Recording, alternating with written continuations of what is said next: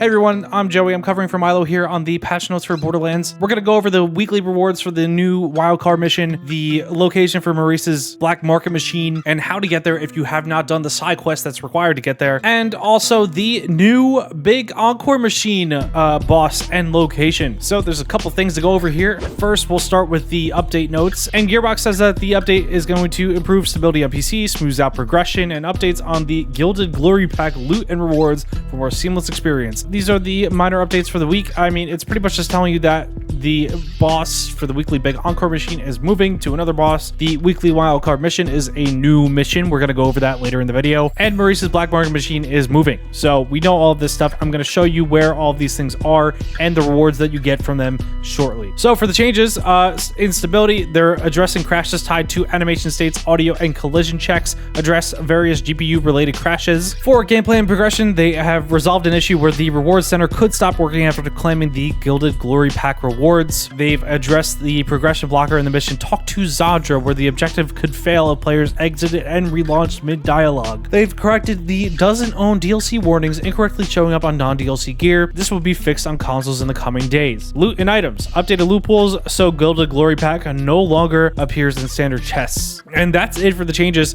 They haven't done any nerfs. Those are the only bugs they've fixed. And all of the broken damage types are still in the game. So if you are looking forward to using your broken build, you can still do it. Infinite Vex ammo, Amon doing a billion damage, all of these other crazy builds you can still do. So I searched for Borderlands patch on Twitter, and some people are not really having a good time. This Big Burn person said their stability on PC is worse than before the patch. They had no crashes, now it crashes and lower FPS. Cosmas says, I can play the game before the patch, now it's full lagging and it's completely unplayable. Claude says that the patch actually made the performance worse for them. B-West says, anyone else having way worse performance on PC after the patch, it's like unplayable now. I was playing on high to medium settings with 120 FPS on 1080p. Now it stutters non-stop and map fails to load, so I fall through it constantly. Had to restart 3 times now. That is terrible. That is a terrible experience. And Marvin Spencer says, yo, ever since today's patch, Borderlands has crashed 5 times on PS5. And perhaps the best news is AO Elena says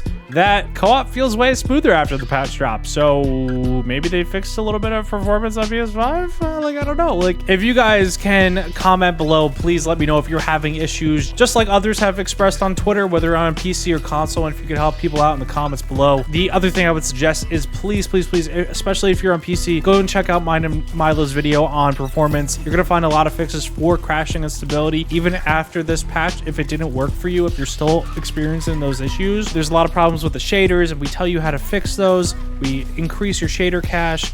There's a command you can put into Steam to completely remove the crashing, which has fixed some things for me and stability for me, be able to play the game for a longer amount of time. So please go and check out that video. But please note that you must be on Ultimate Vault Hunter rank 1 or higher to access the vending machine, to play the weekly wildcard mission, and to do the big Encore machine version of a boss that gives you extra loot. So if you've completed the campaign and you're playing the game on hard or lower, you cannot access these things. So make sure that you're on Ultimate Vault Hunter mode. And if you haven't completed the campaign yet, well, you have to complete the campaign to do these endgame things. All right, anyway, let's do it. I am going to show you the Maurice's Black Market vending machine location. And this week is a special week because you have to complete a side quest in order to access the location for the vending machine. However, I'm going to show you how to get there without needing to complete the side quest, okay? So go and get your legendaries. So Maurice's Black Market machine is just over here in Terminus Range. You have to do a side quest to access this part of the map. However, you can follow this route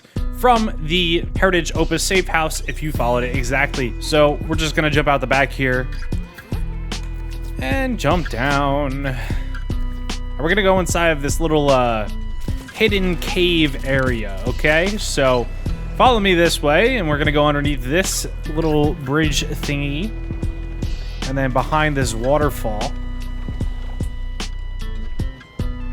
And we could either go around to the left there, or just jump across with the Digi-Runner and jump off of it, get a little bit of a boost, get over to this side, and you can summon it again. So we can summon it again, go over here, and then it goes away. And you want to get on top of this little pile here and then jump across. Okay. And then we're going to jump up here, climb up here. You don't really have to pull that out. jump on this box here, turn around, jump up here, pull this thing out, jump up here, and Maurice's black market machine is right over here. So let's see what I got this week. So when you're buying stuff from here, like, oh god, uh-oh. I think I'm gonna get murdered. So before you access the machine, make sure you kill the enemies around you so you don't just die. So if you do what I did and you put the vending machine on cooldown, you can open up the map and then you can see what the cooldown timer is. I think this is a 4 hours and 19 minutes until this is ready to be used again. So that's just fantastic. So I think the overall timer is 4.5 hours. So that's great. Great. So the big Encore machine is located in Cuspid Climb. If you start at this silo just over here, you can head straight towards the auger mine, which is on the ground level. You go inside, and then when you get to the end, you can use the big Encore machine, which if you pay 100 iridium, you can run it. You have a chance of getting the Burt's Bees, Sparky Shield, Vamoose, and Slippy legendaries at a higher rate.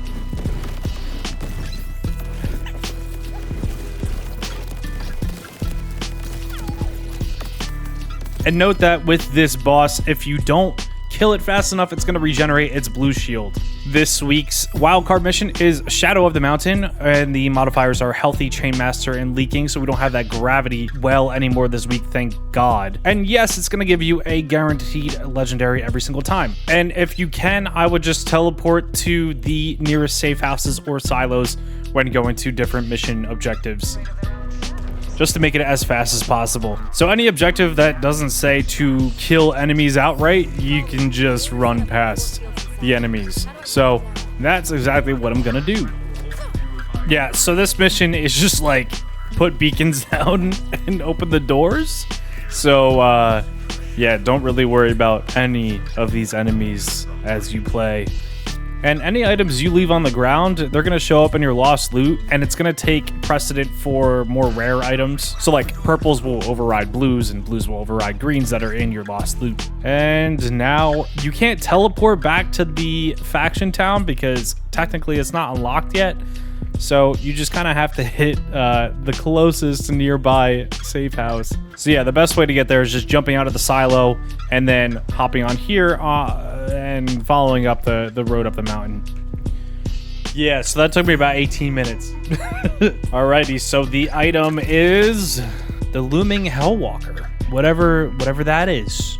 So this is the shotgun. I mean, it shoots pretty fast, and if you're manually reloading, does a lot of crit damage. Alright, so if you do the drill site over here, you can grind for the same exact shotgun. If you'd rather do this than doing an 18-minute long mission. However, you still have to clear the entire site of all the rippers every single time you do it. So I'm not really sure which one would be faster for actually grinding out this shotgun. It seems okay. It seems alright, but it's not something that I'm gonna personally spend a lot of time going for.